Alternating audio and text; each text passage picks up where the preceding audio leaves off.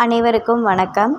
நம்ம மகாபாரதத்தில் ஆதி பருவம், சபா பருவம் பார்த்துட்டு வந்தோம். இப்போ நம்ம பார்க்க இருக்கிறது வனப்பருவம். மகாபாரதத்தோட வனப்பருவம். அவங்க திருதராஷ்டிரரோட உத்தரவை ஏற்றுக்கிட்டு என்ன பண்ணுறாங்கன்னா காட்டுக்கு போகிறாங்க. வனப்பருவம் பகுதி 1 பற்றி பார்க்க இருக்கிறோம். நம்ம சேனலை சப்ஸ்கிரைப் பண்ணாதவங்க மறக்காமல் சப்ஸ்கிரைப் பண்ணிவிடுங்க. மேலும் இது போன்ற கதைகளை கேட்குறதுக்கு நம்ம சேனலை பின்தொடருங்க. வாங்க கதைக்குள்ளே போகலாம். காமியகா வனத்துக்கு சென்ற பாண்டவர்கள் தங்கி வாழ்வதற்குரிய ஏற்பாடுகள் அனைத்தையும் செய்து கொள்கிறாங்க. தினந்தோறும் முனிவர்களும் சான்றோர்களும் பாண்டவர்கள் இருக்கும் இடத்துக்கு இவங்களை சந்திச்சுட்டு போகிறாங்க. வருகிறவங்களுக்கெல்லாம் தக்க முறையில் உணவு செய்து உபசரிக்கும் பிரச்சனை ஒன்று உண்டாயிற்று. உலக அனைத்துக்கும் உணவை கொடுக்குற சூரிய பகவான்கிட்ட தனக்கு ஏற்பட்ட நெருக்கடியை யுதிஷ்டிரன் பக்தி பூர்வமாக தெரிவிக்கிறான். அவனுடைய பிரார்த்தனைக்கும் தவத்துக்கும் சூரிய நாராயணன் இணங்கி அவனுக்கு ஒரு அட்சய பாத்திரத்தை கொடுக்குறாரு. அன்றைக்கு உரிய உணவு வகைகளை சமைத்து அவைகளை அந்த பாத்திரத்தில் போடுவது திரௌபதியோட கடமை. அதன் பிறகு எத்தனை பேர் வந்தாலும் அவங்க அனைவருக்கும் உணவை பாத்திரத்திலிருந்து அவள் எடுத்து வழங்கி கொண்டே இருப்பாள். உணவும் வளர்ந்து கொண்டே இருக்கும். அதன் பிறகு யுதிஷ்டிரனோட தம்பிகள் 4 அதில் இருந்து அவள் உணவு எடுத்து கொடுப்பாள்.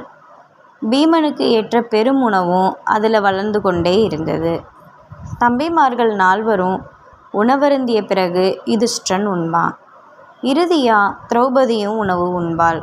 அதன் பிறகு அட்சய பாத்திரம் அன்றைக்கு காலியாகிடும். உணவை வளர்க்கும் சக்தி அன்றைக்கு அத்துடன் முடிவு பெறும். அதன் பிறகு அந்த சக்தி அடுத்த நாள் தான் வரும்.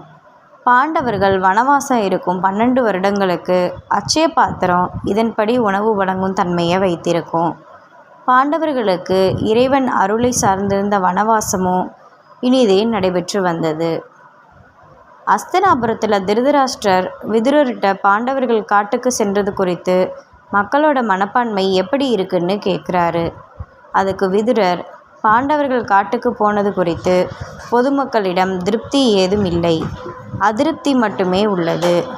துரியோதனனோட ஆட்சியை விட யுதிஷ்டிரரோட ஆட்சி மேலானதுன்னு மக்கள் பாண்டவர்கள் மீது அன்பு வச்சிருக்காங்க. துரியோதனன்கிட்ட மன அமைதி இல்லை, அச்சம் அவனுடைய உள்ளத்தை உறுத்தி கொண்டிருந்தது. காட்டில் பாண்டவர்கள் வருந்தி கொண்டிருப்பதற்கு ஏற்ப கௌரவர்களுடைய பாவம் இங்கு அதிகரிக்கும். பாண்டவர்களை திருப்பி அழைத்து அவர்களோட ராஜ்யத்தை அவங்களுக்கு திருப்பி ஒப்படைக்கிறது தான் பொருத்தமானது. அப்படி செய்யலைன்னா கௌரவர்கள் பாண்டவர்களால் அழிந்து போவது நிச்சயம்னு விதுரர் திருதராஷ்டிரர்கிட்ட சொல்கிறாரு. விதுரர் இவ்வாறு கூறியது திருதராஷ்டிரருக்கு பிடிக்கலை. பாண்டவர்களுக்கு விதுரர் நன்மை செய்கிறாரு, கௌரவர்களுக்கு எதிரியாக இருக்கிறாருன்னு எண்ணிக்கொண்டார். அவருடைய எண்ணத்துக்கேற்ப கோபத்தோடு நாடு கடத்தப்பட்டவர்களிடத்தில் உனக்கு அன்பு மிக அதிகமாக இருக்கும் என்றால் நீயும் அவங்களோடு போய் சேர்ந்துக்கோ அப்படின்னு சொல்கிறாரு. எங்களோடு இருக்கணும்னு அவசியம் இல்லைன்னு திருதராஷ்டிரர் விதுரரை பார்த்து கோபமாக கூறிட்டு அங்கேருந்து சென்று விடுகிறாரு. ஓகே நண்பர்களே, இந்த கதை பிடிச்சிருந்துச்சுன்னா மறக்காமல் லைக் பண்ணுங்கள், ஷேர் பண்ணுங்கள், சப்ஸ்கிரைப் பண்ணுங்கள். நன்றி.